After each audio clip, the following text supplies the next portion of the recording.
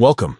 In today's video, we're going to walk through how to enable app icon badges for requests for access notifications on Google Drive. This update makes it easier than ever to know when someone is waiting for permission to view or edit your files, right from the app icon on your home screen.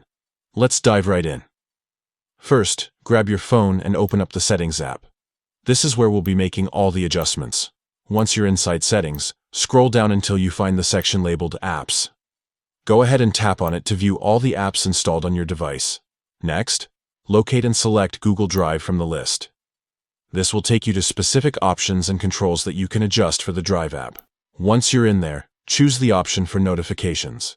This is the key area where we'll enable app icon badges. Inside the notifications menu, you'll see different categories that separate the types of alerts Google Drive can send you. Tap on Notification Categories to open that list. Now look for the category labeled Requests for Access. This is the type of notification that appears whenever someone asks for permission to access one of your Drive files. By default, it may not always show up as an app icon badge, which makes it easy to miss. Tap on Requests for Access to open its specific settings. Here, you'll see an option to toggle on app icon badges. Switch it on to ensure you'll get a small clear badge on your Google Drive app icon whenever there's a pending request for access, and that's all there is to it.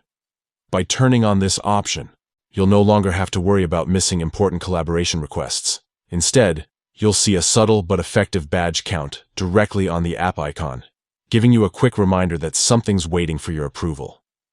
So, if staying on top of file sharing is important for your work or studies, enabling app icon badges for requests in Google Drive is a simple but powerful improvement. Give these steps a try, and you'll stay connected and responsive without even opening the app. Thanks for watching.